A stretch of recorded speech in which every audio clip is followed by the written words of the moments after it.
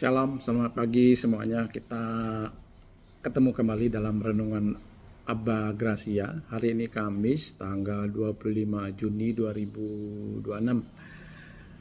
Tema kita kali ini adalah Tuhan sakit hati. Ya, menarik sekali ya. Ternyata Tuhan bisa sakit hati ya. Kita baca di Yeremia 25 ayat keempat, itu firman Tuhan berkata, juga Tuhan terus mengutus kepadamu semua hambanya, yakni nabi-nabi, tetapi kamu tidak mau mendengarkan dan memperhatikannya. Kata mereka, yaitu nabi-nabi itu tadi ya, bertobatlah masing-masing kamu dari tingkah langkahmu yang jahat dan dari perbuatan-perbuatanmu yang jahat. Maka kamu akan tetap diam di tanah yang diberikan Tuhan kepadamu dan kepada nenek moyangmu dari selama-lamanya sampai selama-lamanya. Juga janganlah kamu mengikuti Allah lain untuk beribadah dan sujud menyembah kepadanya.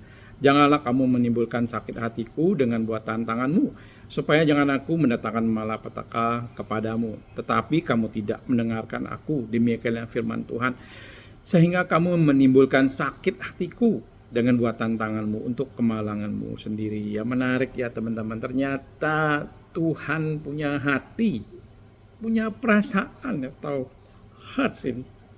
Nah, hati atau heart ini ya, ini berbeda dengan hati dalam dunia medis, yaitu liver. Liver ini ada fisiknya kelihatan, bisa diraba, tapi heart ini di mana letaknya tidak ada yang tahu. Dan pasti ada karena bisa dirasa.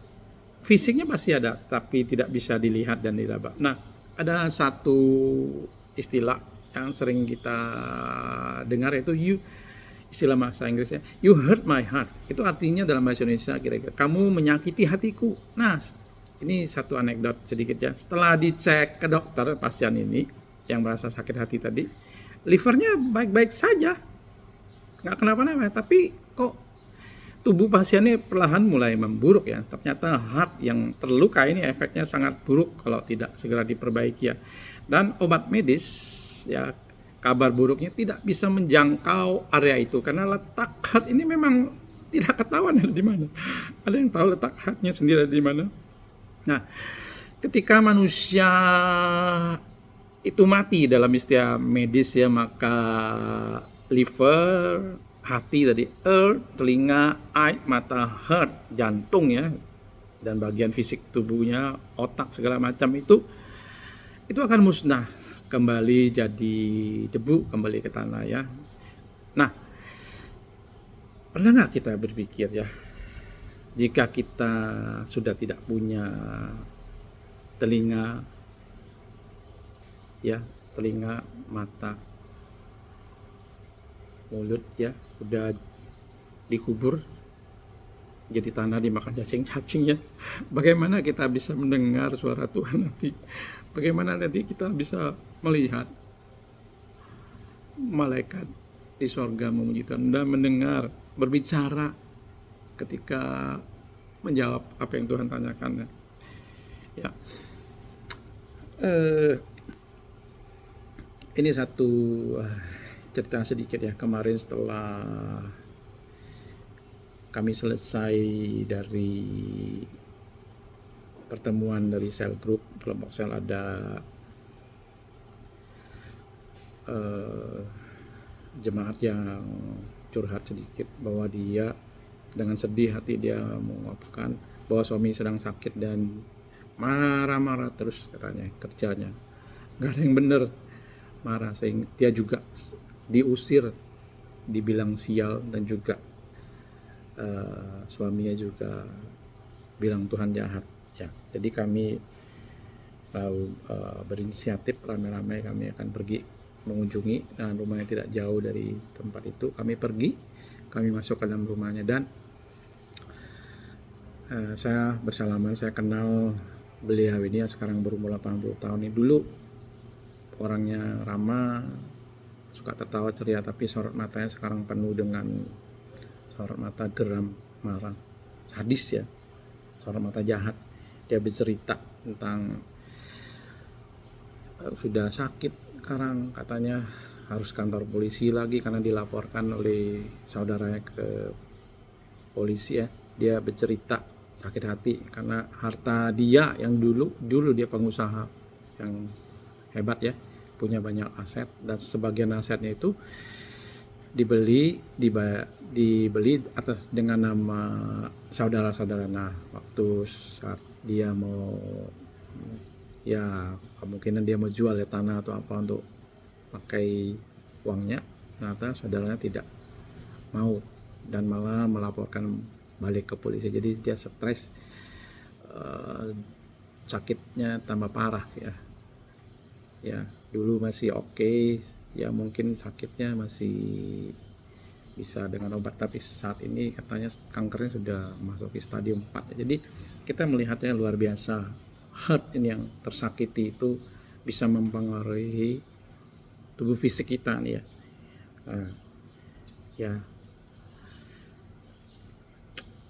Oke, kita kembali ke hati Tuhan tadi ya. Hati Tuhan yang sakit, Tuhan sakit hati, cukup menarik ya menggali hal ini lebih dalam lagi ya. Jadi sejak awal penciptaan ini memang manusia itu unik ya. Kita menjelaskan dalam Kejadian 1 ayat 26, berfirmanlah Allah, baiklah kita menjadikan manusia menurut gambar dan rupa kita, supaya mereka berkuasa atas ikan-ikan di laut dan burung-burung di udara dan atas ternak dan atas seluruh bumi dan atas segala binatang melata yang merayap di bumi. Menurut gambar dan rupa itu dalam bahasa Ibrani itu Shalem dan Demut. Nah, gambar dan rupa di sini itu tidak memaknai kepada sesuatu secara fisik, tetapi lebih kepada sifat-sifatnya Allah ya. Nah, Daud ya dalam kesederhanaannya berpikir menerjemahkan sifat-sifat Allah ini dalam Mazmur 94 ayat ke-8. Kita bacakan ya. Perhatikanlah hai orang-orang bodoh di antara rakyat, hai orang-orang bebal, bilakah kamu memakai akal budimu? Dia yang menanamkan telinga masakan tidak mendengar, dia yang membentuk mata masakan tidak memandang, dia yang mengajar bangsa-bangsa masakan tidak akan menghukum, dia yang mengajarkan pengetahuan kepada manusia. Jelas ya, Tuhan bentuk, ide Tuhan, karya Tuhan, bentuk memberikan kita mata, telinga, mulut untuk bicara dan dikatakan. Masa kan Tuhan tidak melihat, mendengar, tidak berbicara? Nah, kembali yang tadi ya, Tuhan itu kan roh ya. Yang tadi saya tanyakan, kalau kita tubuh fisik kita tidak ada, bagaimana kita bisa melihat, mendengar, berbicara? Itulah Tuhan sudah ciptaan kita segambar dengan Dia. Nah,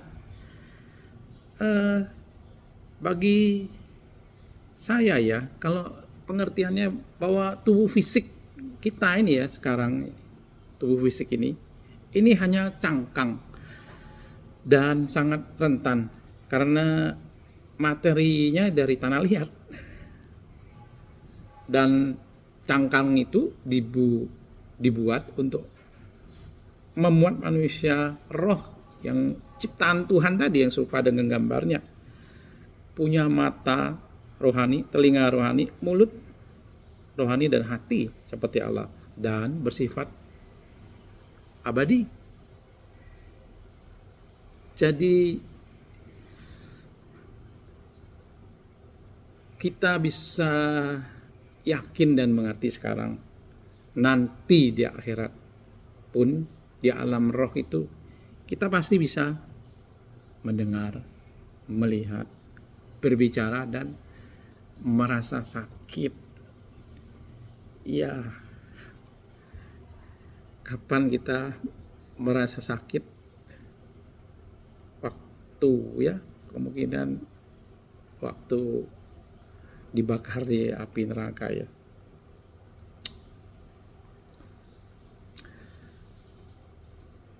Ya, jadi mudah-mudahan kita jangan pernah menjual kemerdekaan yang sudah kita peroleh dengan cuma-cuma gift dari Tuhan ya, kasih karunia itu, demi hal-hal yang di mata Tuhan sepele. Nah, bagaimana kasih karunia itu menyelamatkan, itu satu hal yang perlu dibahas dengan dalam di episode berikutnya nanti.